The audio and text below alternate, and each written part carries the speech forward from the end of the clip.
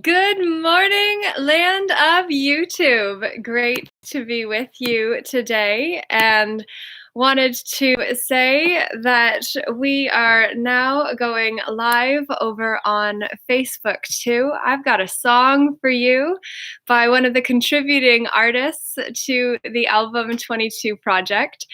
Shimmer Johnson sent over a song I'm going to play for you now. I'm going to be interviewing her later this week. This song is called Glass, and the song that she has on the album is actually called Priceless. But you've been through hell and back again. Step through the glass, bled through the tears. You lost your faith sometime back, then regained the trust you broke within. Don't be scared to raise your voice. They're listening now. Just make a difference to one. Be kind in all that you've done. Be the best you can and you will.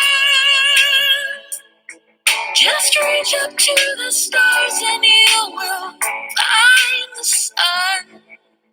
Not everything you face can be changed, but nothing's changed without your strength.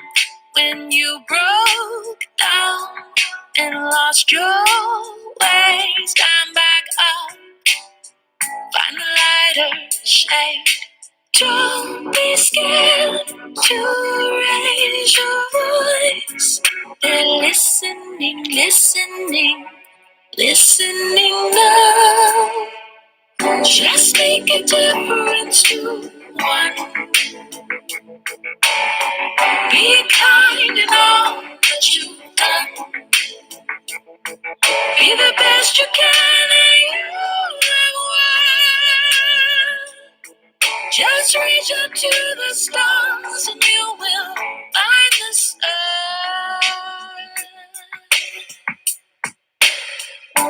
Life's short, just dream.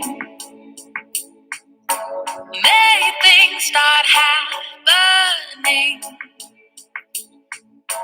Don't hide behind the scenes. Just let yourself be seen. Just make a difference to one. Be kind in all that you've done. Be the best you can and you will. Just reach up to the stars and you will find the sun. You've been through hell and back again. Step through the glass, bled through the tears. You found your faith, you lost back then. Regain the trust, it's found again. you were moving through that as well. It's great to be with you today, and I thank you. The door is open, as you see, and it's a chance for us to be graceful with ourselves. I wanted to share that with you because Shimmer Johnson is, like I said, one of the contributing artists to the Album 22 project that will soon have more information coming out, but we're just getting ourselves organized, and it's quite exciting. And all of it is simply to say that wherever you put your energy is ultimately what your life is going to be more full of. And so, with that being said, I want to make sure that you can actually see the discs just fell off the back.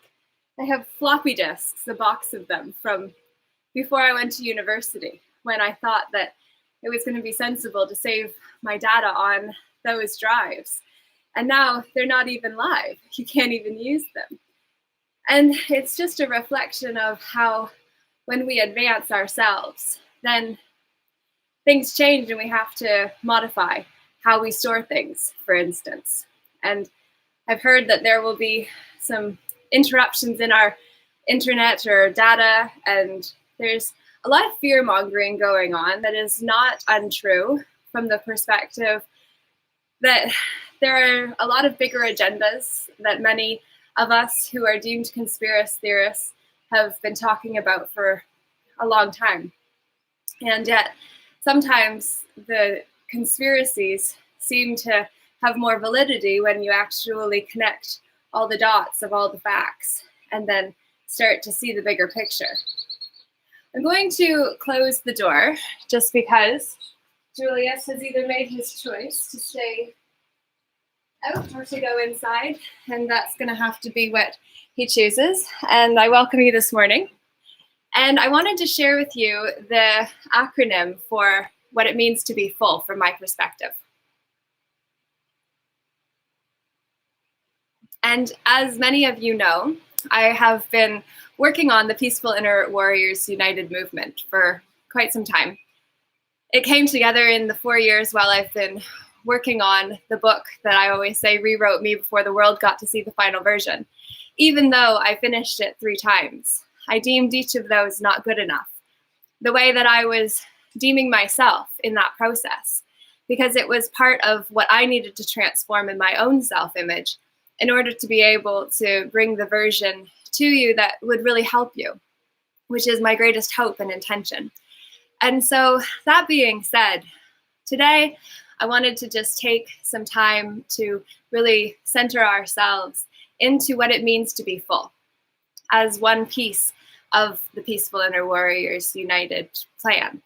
Not that it's a plan that every man or woman needs to follow specifically, but it is to say that if we start to understand what it means to be a peaceful inner warrior, then we can truly understand what we stand for.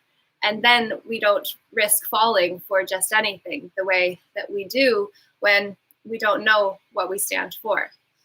And the full factor is a really big piece in that picture.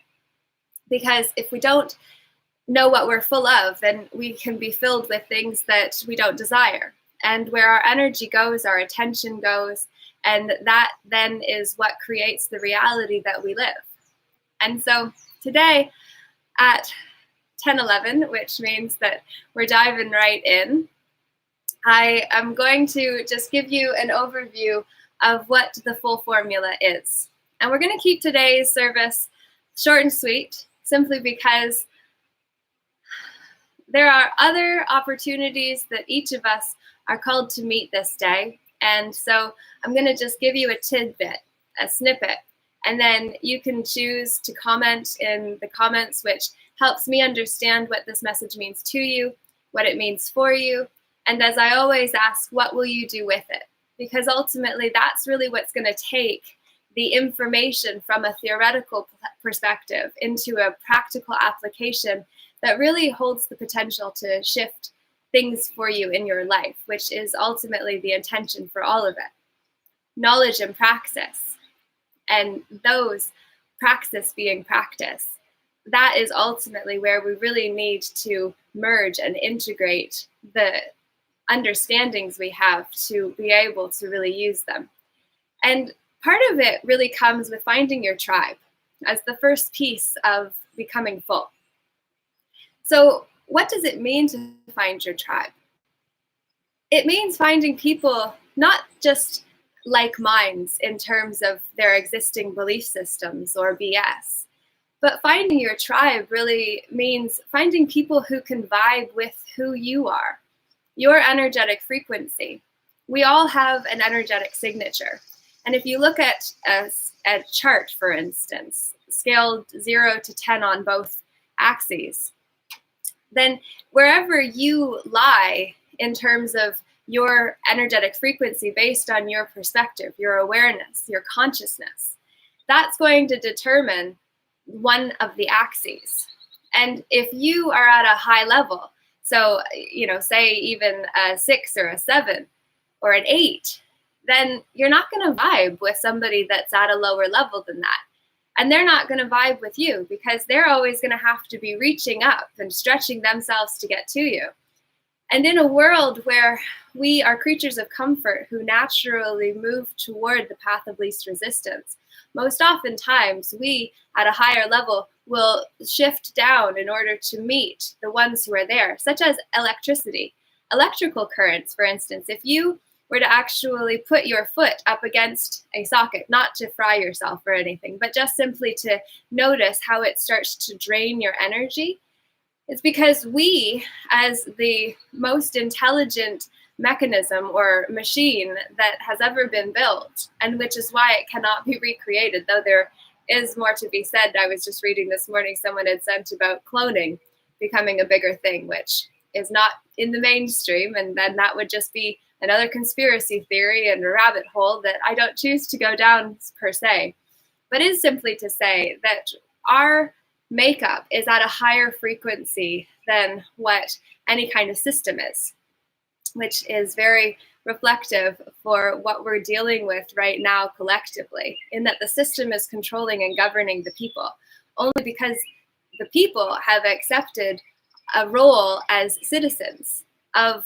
a nation state, which ultimately, as men and women, living souls, we are higher on the hierarchy than what a system, an entity, an incorporation ever is. And yet, until we acknowledge that and learn how to wield that power that we have, we'll give it away, just like if we put our foot up against that electrical socket. We would notice our energy getting sucked because we are at a higher frequency and we are naturally going to be pulled from unless we learn to protect our energy. And to find those who vibe at a higher level so that we don't have to play small in order to fit in any longer. So that we can let our own song play on the airwaves of our lives without feeling the need to suppress, compress, repress, or depress ourselves and what we're capable of any more than what we already have. And also not beat ourselves up for doing so in the past, simply because that was a survival mechanism. As beings that are social creatures by nature, we need belonging to an extent. And so it's a natural form of self-preservation to dull ourselves down, to tame ourselves down, to play small in order to fit in so that we don't get expelled from the tribe, because previously that meant certain death. And now we can become ones that separate ourselves from the ones that don't understand or appreciate or respect us, because on Maslow's hierarchy of needs, self-actualization is the pinnacle experience, which is the ability to actualize on our potential. Respect is underneath of that. And then belonging is underneath of that, which is why so often people will sacrifice respect of themselves and others in order to belong, even though safety comes under that and survival is at the very foundation, which is really where we've been living for the last 14 months during this pandemic of epic proportions. But that's a sidetracking. As you know, I oftentimes do go down many rabbit holes simply because there is so much abundance in this universe that we have to really choose where our focus will go. And so choosing those who can respect us will ultimately allow us to really stay at a higher level and then give others permission to do the same, which is why I so unabashedly am myself without trying to ask for permission or for forgiveness. I'll ask for forgiveness, but to ask for permission to be myself when no one can understand who I came here to be, just as you are the same, it's ridiculous because no one can see our vision until we actually bring it into existence. And then they say, oh, that's amazing. It's just like, yeah, I was telling you about that. And in so doing, draining energy from the vision that we have. So also be very mindful full of mental capacity, in that where we put our energy, if we talk about it, we actually lose energy in the creative process because we're expelling it to share it with others who don't necessarily have the ability to get it anyway. So sometimes if you're working on something creative, as I've learned in this process that rewrote me before the world got to see, what will come from all of what it took for me to get to the place of being able to share the book that I finished 3 times, like I said, and yet each of those deemed not enough because I needed to transform my own self-image in order to say, okay, this will be more than enough. Now, understanding what's yours is another piece in this puzzle, because in the scheme of things, so oftentimes, especially when others don't understand what we're working on, they'll put their energy into it, their doubts, their fears, their comparisons, what other people are doing, what they want you to be able to do, or what they think you should be doing. When they're making all of these projections onto us, that is when we really have a chance to sabotage ourselves by buying into their BS belief systems that sometimes are a little like BS in the sense that most are so much more familiar with than just understanding that even that which smells really bad is just a belief system that somebody has been fermenting in for far too long. And understanding what's yours was really a lesson I learned from a relationship that really impacted me in significant ways, as our relationships always do. And in this relationship in particular, I had actually moved countries to be with a man that projected a lot onto me, that I was a fully supported housewife that never was married, but I was very much under his realm and in his realm. And so there were a lot of projections that I took personally because I thought that he must be telling the truth because I loved him. And so what that experience really taught me was about how easy it is for someone, especially those that we love so much, to project their stuff onto us and tell us it's ours when they rub our face into it and then say that it came from us in the first place. And it's not the truth just because somebody says that it is, especially when we love them and we want to belong with them. And so then we'll conform and sometimes sabotage ourselves in order to do so. And that relationship was a huge lesson, a huge teacher for me to be able to really get clarity about what's mine and when it's somebody else's that they're projecting onto me and telling me is mine, so that then I can learn to discern the truth for me. Not to say that that truth is everyone's, but it is to say that the truth has a resonance to it. The truth has a certain frequency that when we actually tune into the frequency of that truth, we all have access to it, but it will still resonate differently based on our own frequency. And so then we have to really just get back to what's ours, and then what's the collective's, and then what's somebody else's. And then where do each of those lines end, so that we can really get more clear on what we're going to allow to draw near to our hearts, which is the magnetic field that radiates 6 feet out from us in all directions. Interesting with all that's going on, and that being the distance they're keeping us all safely separate from one another with, or would like to, because that is when we have more power to connect with one another, when we merge our heart fields and feel the resonance of someone else, and then can really get more clear on what's ours.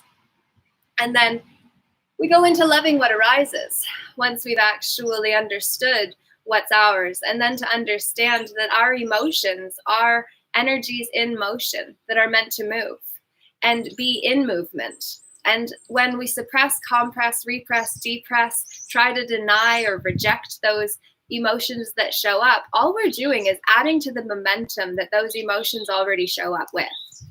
Because if you actually think of your emotions, there's an emotional guidance scale that Esther Hicks channeled through the consciousness of Abraham. And then I've applied the 22 levels from the emotional guidance system to the idea of the apartment building or the high-rise building, which is the same address from top to bottom, but a completely different perspective, depending on whether you're on the ground floor of depression or whether you're in the penthouse of peace and possibility.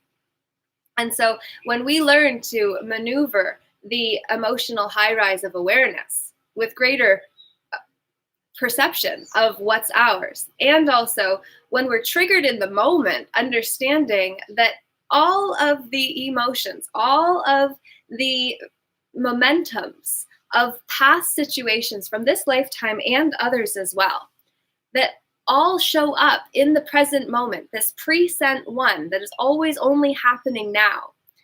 When all of those momentums show up because we get triggered by something and then suddenly have this emotional outburst that has no correlation in its size to what showed up, we have to understand that it is because all of what wasn't dealt with before is showing up in that moment to be resolved too.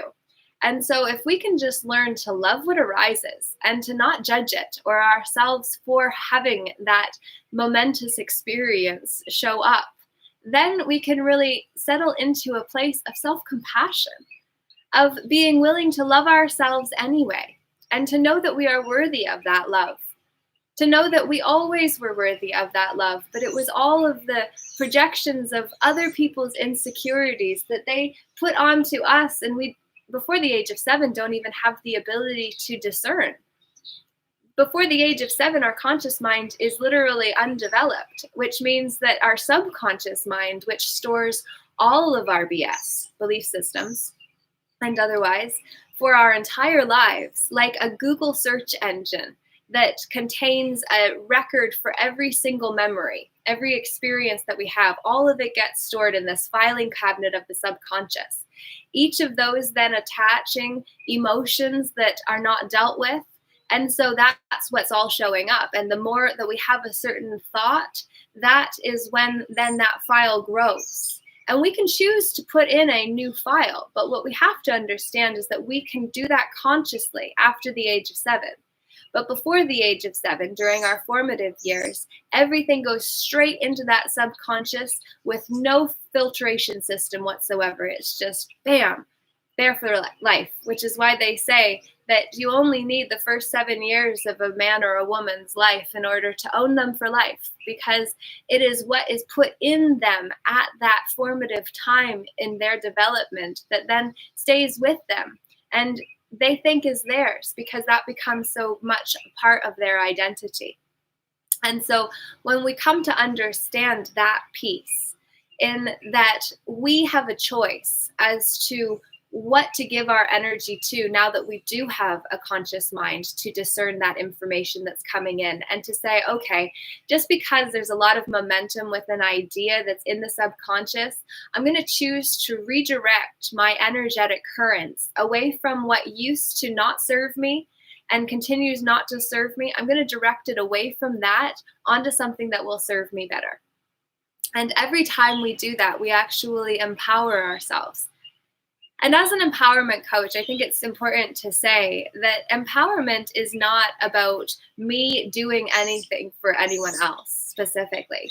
It's just about activating what's already inside of you, or even just asking the question that allows you to find an answer that you never even thought to ask for, or that you didn't quite know how to get to. And sometimes it's a lot easier for somebody with an outsider's perspective to be able to see what we're blind to in our own lives, simply because we're too close to it.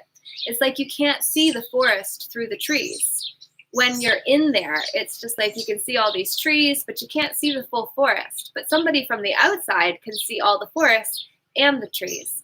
So really understanding that as an empowerment coach, it's not about what I can do specifically for someone to awaken something inside of them that isn't already there. It's simply a matter of reminding, bringing into mind again that which wasn't thought of before, or to help remember again who you were, always will be, and only feel separate from when the fear gets in the way, which is where this whole teaching is leading to.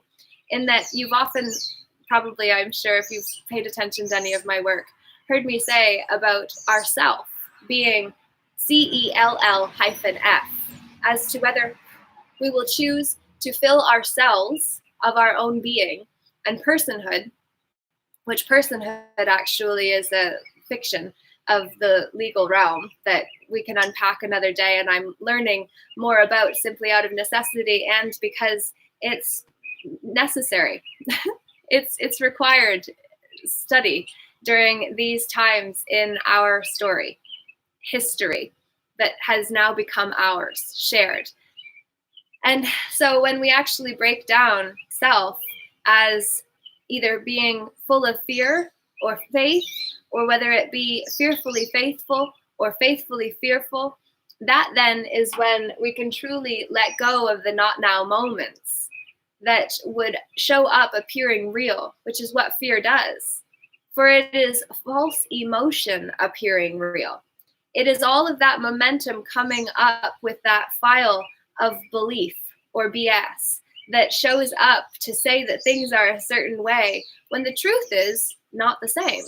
But until we intentionally redirect our energy away from that which we used to give our power to, that is when we are truly able to get back into this present moment where all time is happening, where all our power exists.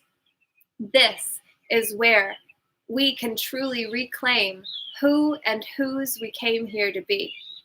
We've always come from the same source, and we all go back to the same source. And the only time we feel separate in the meantime is when we put God into a different box, forgetting that the grand overall designer can become the grand overall deceiver if we are willing to put the G into a lowercase one. Or is it in reverse, in fact, where capitalizing is the legal fiction, and to capitalize anything is to actually put that into a fictitious domain. So here I unravel more of my own BS that I have come to believe, and then understand I may have been deceived because I was just listening to Christopher James and Chris Rice on Rice TVX in an interview they did yesterday.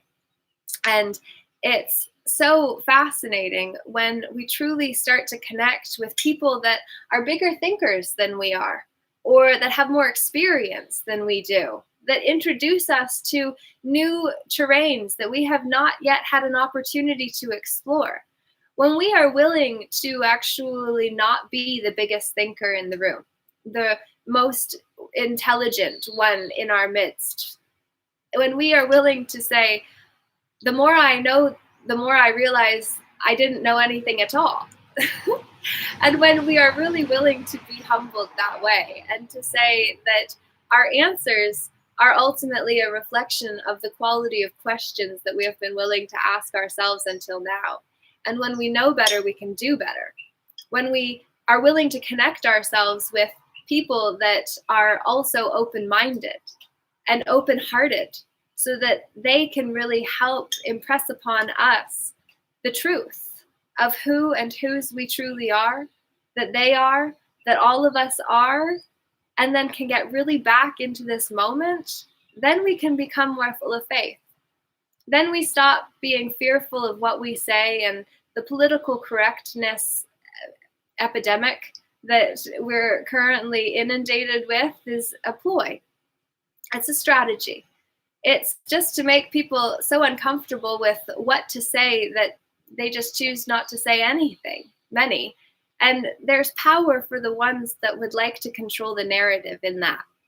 Because our power is in taking a stand for truth and justice and liberty and love, and really getting back to the reason that we're here, which is, like in Shimmer's song I played at the beginning during my handstands and movement time leading up to the 10:10 start, is ultimately that we're all like glass, and we have to understand none of us last forever. And so we really have to be willing to make the most of our experience here while we're here, to learn to live fully by adding a Y onto the acronym, and to understand that it could stand for yes, let's. That being a way to play in a new way, and to say that we don't have to give up play just because we move out of adolescence or childhood. And in fact, we don't have to corrupt that play by adding in substance or corruption to do it either. We can innocently play. We can do things in a way that helps us remain youthful, because the soul is the child within. And when we don't remember that, we allow fear to govern our realms, the inner kingdom of our world, understanding that the real estate that is being fought for, the territory being fought for, is our inner kingdom. It is our mind, body, soul, heart. When we realize that we are part of something so much bigger than we can comprehend, then that is when we start to say, yes, let's try something new. Okay.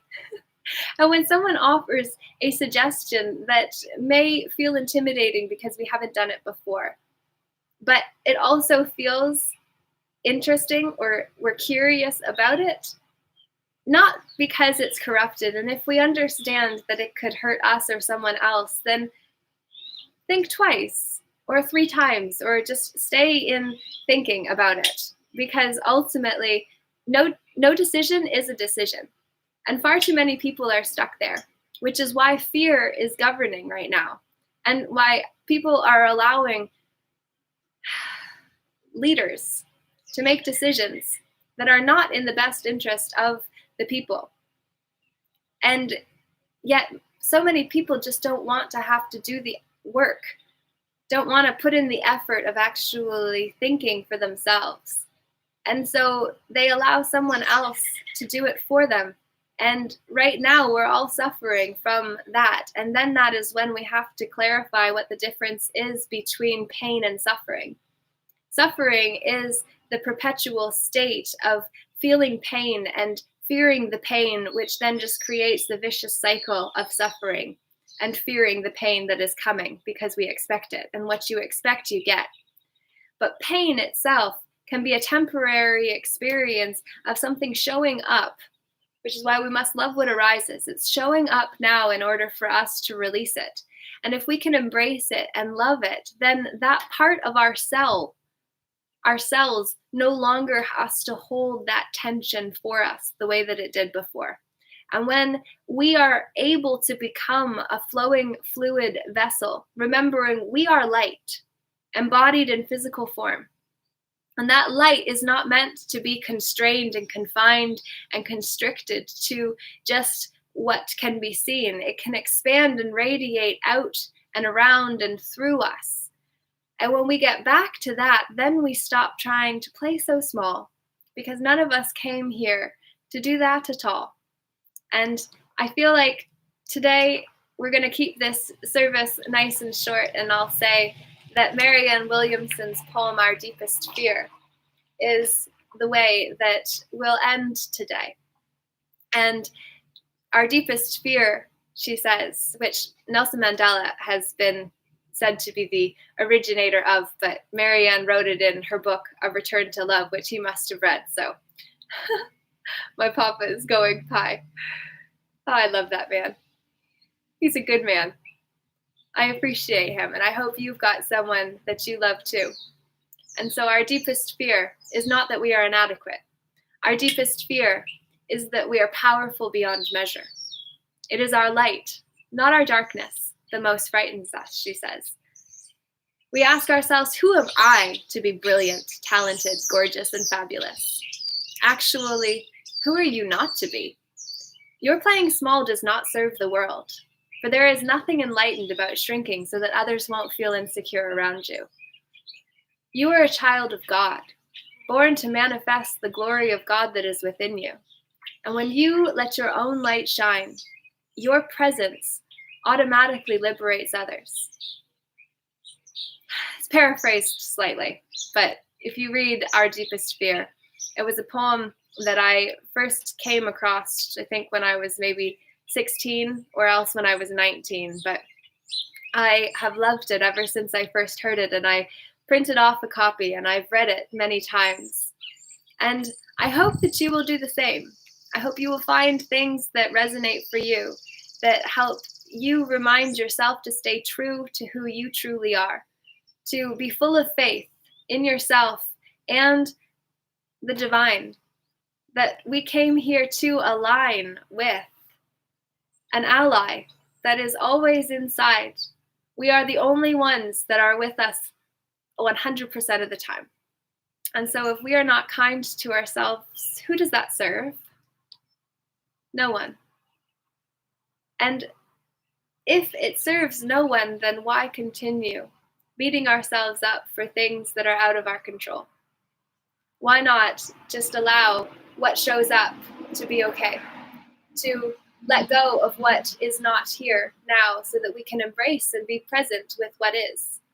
So that we can understand what is ours and what is a projection, so that then we can say, okay, let's move through that and release that, and let's feel it fully, and yes, let's do something different.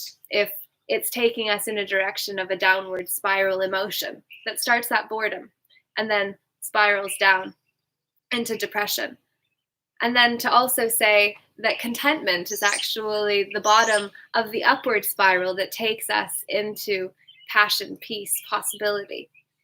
And it includes even beliefs and positive expectation, optimism, all of those upward emotions, which Esther Hicks describes in the emotional guidance system, if you care to look that up before I finally have my version adaptation of it, then you would be more than welcome to do that. And there's a level of frustration, I have to admit, in myself for holding back for so long what has been ready to go for so long. And yet I had so many of my own limitations, my own limiting beliefs, my own BS to get over, that it took a lot longer than I would have liked. And yet all of the time that it took me really helped me get clear on why I'm here. And so all of it was purposeful. Did it need to take so long? No. Did I need to choose the left-handed path of error for as long as what I did along the way? No. But did I? Yes. Do I forgive myself for it? Yes. And I hear no. So I have more work to do too. And that is actually on my couch this morning. I saw this little paper that I brought with me because I saw it last night as well. And so I realized that it's an exercise that is significant. And so I offer it to you and thought I would bring it into the service and then was going to keep it short and sweet. But if you want to stick around, this is just another little treat. And basically, if you can actually think of yourself in one side of an infinity, and imagine yourself standing in this side of this infinity and standing next to your angel. And so imagine yourself in here, and then whatever the pain, fear, insecurity, whatever it is that no longer serves you and is holding you hostage, you put that in the other side of the infinity. And then what you're going to do is actually envision energy circling both of you in an infinity sign or symbol 3 times, going around the problem and then back around you and the angel that is with you to support you and guide you. And you can even think of that as your higher self if you don't want to go down the angel route, which it's all personal preference. You do what works best for you. But you just envision yourself being surrounded by white healing energy and going around the problem and then going back around you and the angel, your higher self, and then back around 3 times until around both of you, you can see a glowing line, so to speak, of energy that has wove you around and separated you. And now what you're going to do is actually envision the separation of these 2 now circles instead of the infinity. And you're going to envision the problem moving away. And what you do is imagine it moving into the skies. And as you do, as you watch now a bubble around your problem drift away to the skies, you send it to whoever or whatever source you believe can help in transmuting the energy of that into something better, and then to return to you with resolution, transmuted. And if you want to bring in the violet flame that Saint Germain gifted humanity as a way to transmute karma personally and collectively, then you can imagine around yourself a violet flame of fire all around you and the angel too. And you allow it to purify your energy field. And you can say 3 times, I am a being of violet fire. I am the purity God desires. I am a being of violet fire. I am the purity God desires. I am a being of violet fire. I am the purity God desires. You can carry on with that as a mantra that you can use to take you through your day all you want, but envision that building the violet flame, the violet fire around you, and then you can even put it around the problem too to transmute that. So just envision on the problem, you envision in that sphere, purple, violet flame all around, transmuting it as it rises. So you've got purple, violet flames inside of the white sphere that is rising to the skies to be transmuted and returned in a resolved fashion. So that then you can have peace of mind, because no longer is that problem right here. And years ago, I had a mentor when I was working as a youth group facilitator and case manager for St. Leonard's in London, teaching youth problem solving and decision making skills and leadership and communication skills in schools, which was an amazing opportunity I'm so grateful for. And my mentor at the time, she was studying Gestalt therapy, and she had shared about how if your problem is right here in Gestalt, it's like you imagine that you've got this problem and it only you go around once and it's right there again. And so if you get down and dirty and play in the mud every time you get right back here to the problem, then it stays right pressed up close to you. But if instead you change your pattern and then can just move it out a little bit, and then you go back around, it's a little bit further out, so it takes a little bit longer to get back around.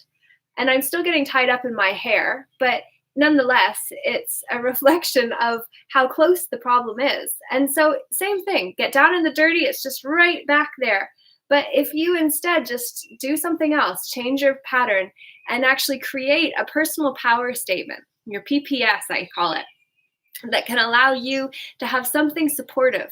And the violet flame is absolutely a huge tool that you can use anytime. And the personal power statement is a way that you can actually set yourself up for success with something positive that you can say to yourself in those moments where fear grips you. And so instead of getting down and dirty in the problem, you turn to your PPS and you say something that's going to serve you, such as, I am in the process of, and create your new story, which is another power statement that you can use, because it actually bypasses the subconscious, all the BS that's in there that's going to say, no, you are not. If you try to say, I am this that you are trying to become, it's going to give you all the stories and reasons why you're not. But if you say, I am in the process of, it can't actually refute that. So that's a little hack that you can use. And if you set that up in your personal power statement to actually help you create the image that you desire for yourself, it's like you then choose to move that problem just a little bit further out. And if you're going to be using the infinity exercise we just did, then you can actually move that problem out a lot further and let it be transmuted and then returned to you. But if you get it all the way out here, that's a lot further. It takes a lot less time for that problem to come back in your face. And if you're out here, you can see it a lot differently than if it's just right up here. So there's 4 more little tips that you can use in order to really transform your world. And these are just simple hacks that you can use. The infinity, to move your problem away and send it love, and not judging it, but just saying, thank you for serving me up until this point. Now I choose otherwise, and I love you for being willing to give me the lesson, even though it was a difficult one. And then your personal power statement, that's going to give you something to turn to when the story gets really big and you're tempted to go down the old path. You can say, I am now in the process of, as the third technique, as the setup sentence that's really going to help you in being able to create something new that serves you intentionally. And our deepest fear was the 4th hack, that if you really understand that it is not your darkness that you are most frightened of, but that it is actually your power, because with power comes responsibility. And most of us are very scared to embrace our power. And so if we can actually get back to the fact that our deepest fear is not how bad we are, but how great we could be, that is when then we can start to create a personal power statement that will not only serve us, but will serve the world, which is what we all came here to do. For each of us have a question that activates someone in a way that no one else can. Every single one of us, you for me and I for you.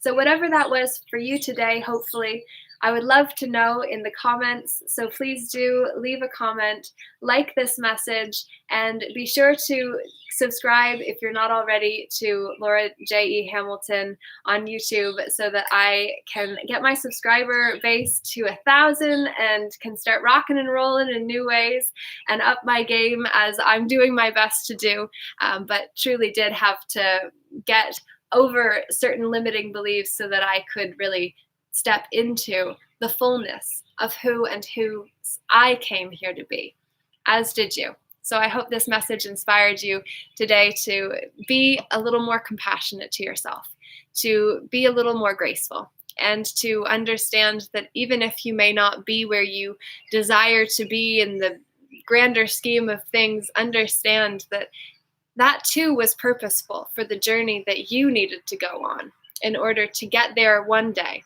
if that even is, in fact, where you wanted to go. Because in the end, I commented earlier how much I love my papa when he drove out and I saw him go. And it's just like, as much as I thought that I wanted to be out traveling the world, and I do, I will, and I've done quite a lot of traveling. I've been very blessed that way because I've chose to invest my resources into travel and education and expansion of my mind and my experience base. But the thing is like, I don't want to be anywhere that is too far from him, because I know that my presence in his life enhances his life, the quality of it. And it's just like, that's important to me. And it always has. And I've always felt like I had a karmic tie with my grandparents to be there for them until their end. And so that's part of the commitment that I've made. And I beat myself up so hard, and I got judged so hard from the people that don't understand why I stay. And they make all kinds of assumptions about why I do. And that's on them. But it was on me that I took it personally. And I let it be part of the reason that I didn't move myself ahead further, faster. And yet that was part of my journey. So I share this transparently because I thought that I wanted to be elsewhere. And yet in truth, there's nowhere else I'd rather be than right here where I am right now, simply because I know why I'm here. And I don't know what's coming. And we're in a turbulent time, and things could get way worse, will probably get way worse, because during any restructuring time, it always gets pretty bad before it gets better. And so we just have to be willing to strengthen ourselves and to actually support ourselves in remaining strong. So wherever you are, it's exactly where you're meant to be. Trust the process. Intend for something that is going to help you in the long term, and don't burn your long term by chopping off the lower rungs of the ladder in order to light a fire where you are, simply because at some point you're going to actually need to be able to climb that ladder to get yourself out of where you are. And hopefully you don't feel like you're in a space where it's so deep and dark that you feel like you have to climb out that way. But if you are, understand that the butterfly too, right before it became the pinnacle expression of itself, it felt like the caterpillar that was about to die. And then right as it took its last breath as a caterpillar, it transformed. And you will too. So hold true and strong to who and whose you truly are. And keep doing the inner work, for it is in the inner work that you will get the greatest gains on the outside. And I hope that this message was useful to you today. So have a good one. We'll see you again next Sunday. 10 a.m. Eastern Standard Time is when we come together for sacred self-compassion services. And I send you big love. Thanks a lot. Toodaloo.